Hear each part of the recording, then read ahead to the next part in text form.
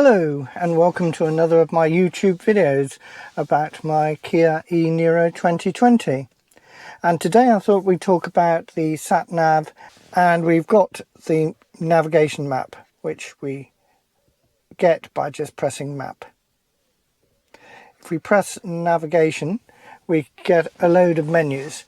We get address, previous destinations, point of interest category, Kia Live, Kia Service, route options, cancel route which is greyed out at the moment, address book, point of interest name, charging stations, coordinates and route overview, again greyed out at the moment. At the bottom we have 5 quick go-to links that we can have. We can press the home and we can set that in. We can put the office, which for me is the car, and we've got 3 other destinations that we can have.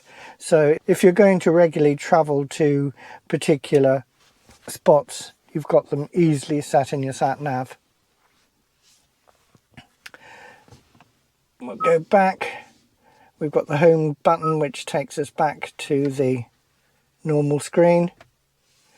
We've got compass point which we can set for north at the top of the screen or the way the car is pointing. We've got navigation volume which we can set. Guidance will be at this volume. Guidance will be at this volume. Guidance will be at this volume. Guidance will be at this volume. But personally I prefer to have the volume completely off anyway. We can zoom into the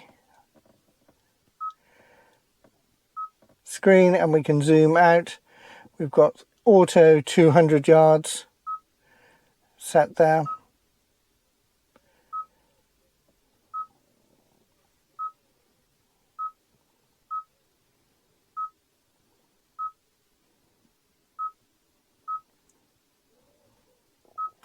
And because we've got the car set the way we're pointing out towards the Irish Sea and it's coming back in the edit, I suddenly remembered I'd not actually explained this little knob on the right.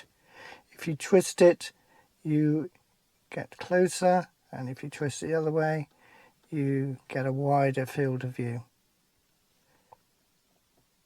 Very, very useful, I would imagine, if you were wanting just to see how you were doing on a long journey in relation to your final destination, or if you just wanted to get a closer view a little bit earlier than the Sat Nav has decided to give it to you. As I say, it's a very, very lovely bit of kit.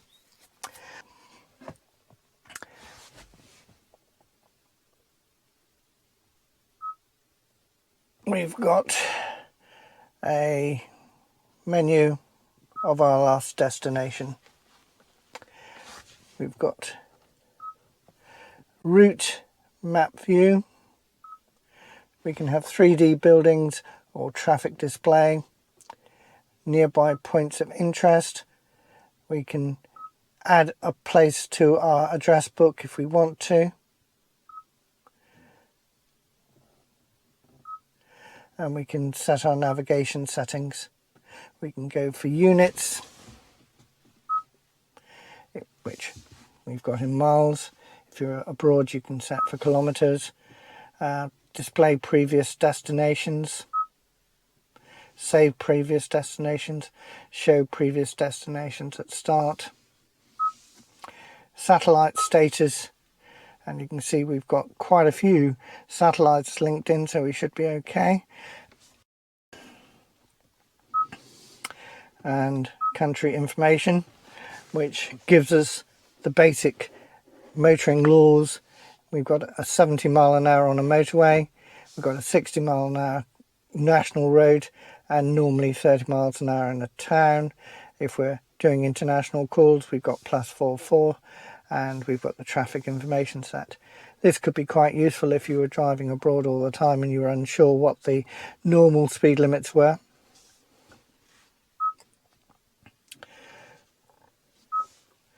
We can go for the map colour, and we've got milk at the moment, which is probably the best one, but you can have mocha, you can have cafe latte, which is slightly, whichever takes your. We can have the line information in what colour you prefer. Vehicle symbol, we can have it in whatever colour we like. We only got the 4 colours by the looks of it. We can show a vehicle speed, and we've got the address book symbol. We got the speed limit showing, auto scale setting, and return to map. Guidance, display the distance, the total distance we've got, section distance. Detailed junction view, which is always going to be handy. Street and place name pronunciation, which could be quite interesting. I haven't heard it in Welsh, but we'll try one day, I'm sure. Border crossing information, route overview when stopping, parking information when connected, camera alert volume, camera alert distance depending on vehicle speed, and we've got camera alert distance general greyed out and camera alert distance highway greyed out. And we move on to my data, where we can import or export address book data from or to a USB.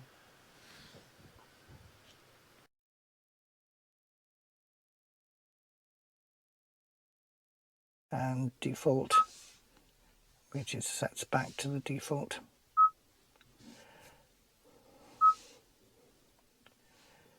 And that's appears to be all of it, doesn't it? Yeah. We've got intelligent speed limit warning, and when you go past a road sign, the speed limit sign will change to what the speed limit is.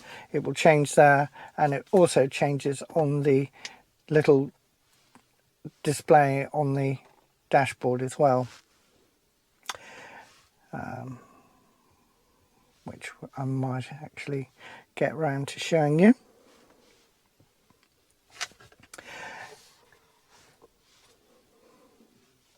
But it's a beautifully big, clear display.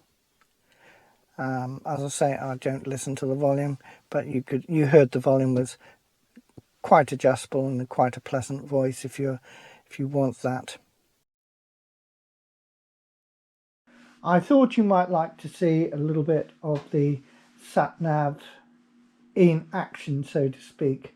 So I've taken a small bit from my return journey from Asda to my home, which is around about 3 miles in total, and we start off 2 miles away from my home. We've come to a halt on a roundabout controlled by traffic lights, so I thought you might like to see what actually happens when you go on the data. It shows you the distance and the ETA.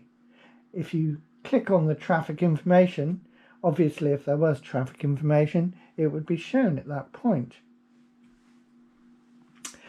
And we'll move off to another set of traffic lights which happen to be on red.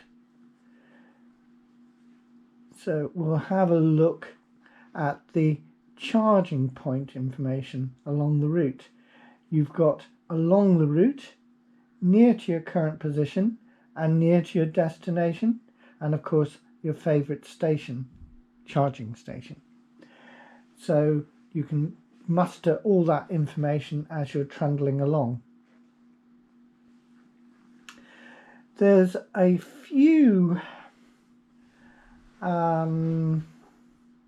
vagaries in the Sat Nav display. I mentioned earlier about the intelligent speed warning. It's not faultless. There are several points along this very short section where the Sat Nav, or the Kia eNiro, seems to think that we move from a 40 zone to a 60 zone. I have spotted this in another section bit of the road as well.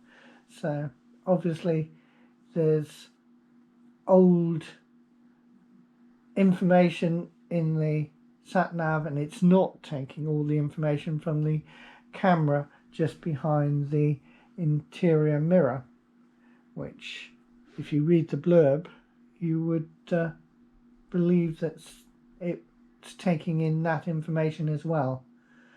So quite a bit of work to do on that, I feel. Anyway, we're coming up a 40 mile an hour bit of road, but here we are, being told it's 60. On the way down the hill it's nearly 40 all the way down, but going up the hill it seems to be 60 pretty well all the way up. The Sat Nav up ahead is suggesting that we turn right and then turn left and take the road home. I'm going to ignore that bit of advice as it's a very nasty narrow country lane, so we'll go left at the roundabout.